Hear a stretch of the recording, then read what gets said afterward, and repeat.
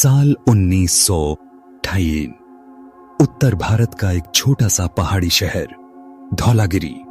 यहाँ की ठंडी हवाओं और घने जंगलों के बीच एक पुराना उजड़ा हुआ अस्पताल खड़ा था, विक्टोरिया जनरल हॉस्पिटल।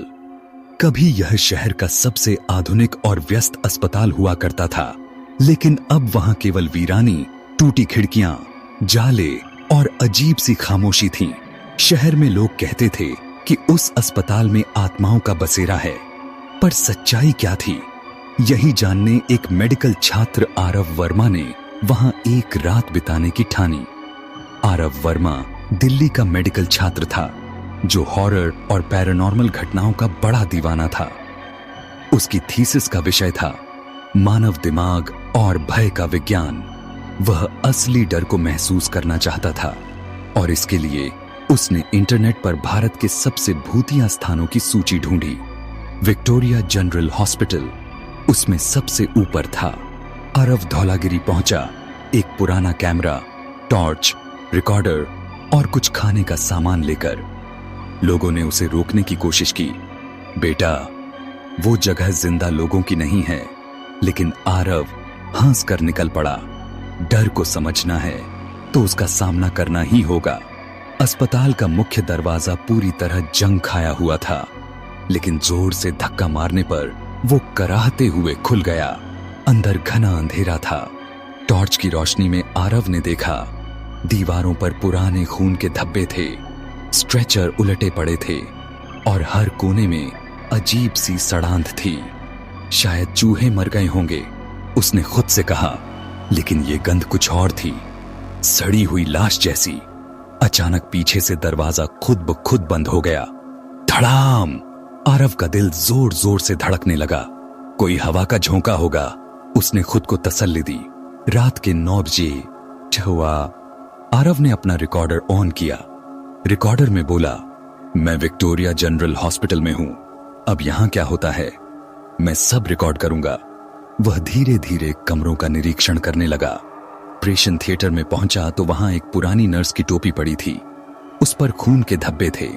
उसने कैमरे से फोटो ली और तभी टीक टीक टीक एक हार्ट बीट मॉनिटर की आवाज आने लगी। ये कैसे हो सकता है, यहां तो बिजली भी नहीं है। हार्ट बीट की आवाज तेज होने लगी। आरव पीछे मुड़ा और देखा, ऑपरेशन टेबल पर कोई लेटा हुआ था। ऑपरेशन टेबल पर जो पड़ा था वह एक अधजली लाश थी।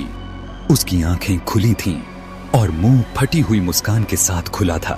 आरव बुरी तरह डर गया और भागकर पास के एक वार्ड में छिप गया। उसे अपने रिकॉर्डर से अजीब सी फुसफुसाहट सुनाई दी। तुम क्यों आए हो, हमें चैन से सोने दो। उसने देखा, उसके हाथ पर खून के निशान थे जो उसके शरीर से नहीं थे, जैसे किसी ने पकड़कर घसीटा हो। रात के 11 बजे आरव ने एक पुरानी फाइल खोली जो दीवार पर लगी अलमारी में पड़ी थी। उस पर लिखा था case number 103। Victoria Matthews file में था। विक्टोरिया एक नर्स थी जो अस्पताल में मरीजों की जान लेने लगी थी। वह मानसिक रूप से विक्षिप्त थी और उसे नौकरी से निकाल दिया गया था। लेकिन एक दिन वह ऑपरेशन थिएटर में आग लगाकर आत्महत्या कर बैठी। उसके बाद अस्पताल में अजीब घटनाएं होने लगी और एक एक कर सभी डॉक्टर और मरीज मारे गए। अस्पताल हमेशा के लिए बंद कर दिया गया। आरव को समझ आ गया ये आत्माएं क्यों भटक रही हैं। पर तभी किसी ने उसके कंधे पर हाथ रखा। वह डर के मारे पीछे घूमा। सामने विक्टोरिया खड़ी थी, अधजली, खून से लथपथ, आंखें लाल। आरव बदहवास होकर भागने लगा, पर अस्पताल का हर रास्ता अब बदल चुका था। सीढ़ियां वहीं खत्म हो जाती, दरवाजे ईंट की दीवार में बदल जाते, हर कोने से आवाज आती, तू भी अब यहीं रहेगा। उसने दरवाजा खोलने की कोशिश की, जाम, विंडो तोड़ने की कोशिश की, लेकिन बाहर सिर्फ धुआं और चीखें थीं। उसका कैमरा रिकॉर्ड करता रहा और अचानक उसमें अजीब चेहरे दिखने लगे। जलते हुए मरीज, उलटी चलती नर्सें और खून से सने डॉक्टर। रात के 3 बजे आरव अब एक गुप्त तहखाने में था, जहां उसने एक पुरानी पेंटिंग देखी, विक्टोरिया की पेंटिंग। नीचे लिखा था, उसका बदला अब भी अधूरा है। तभी एक आत्मा ने उसका गला पकड़ा। मुझे मारने वालों में एक डॉक्टर तेरा दादा भी था, अब तू जाएगा। आरव ने कांपते हुए कहा, अगर तुम्हें मुक्ति चाहिए तो सच सामने लाने दो। विक्टोरिया रुकी अगर तुम मेरी कहानी दुनिया को बता सको तो शायद हमें शांति मिल जाए। सुबह के 5 बजे सूरज की पहली किरणें अस्पताल की खिड़की से टकराईं। दरवाजा खुद ब खुद खुल गया। आरव बाहर भागा, पीछे मुड़कर देखा। अस्पताल की दीवारों से धुआं निकल रहा था और विक्टोरिया की परछाई उसे देख रही थी, मुस्कुराती हुई।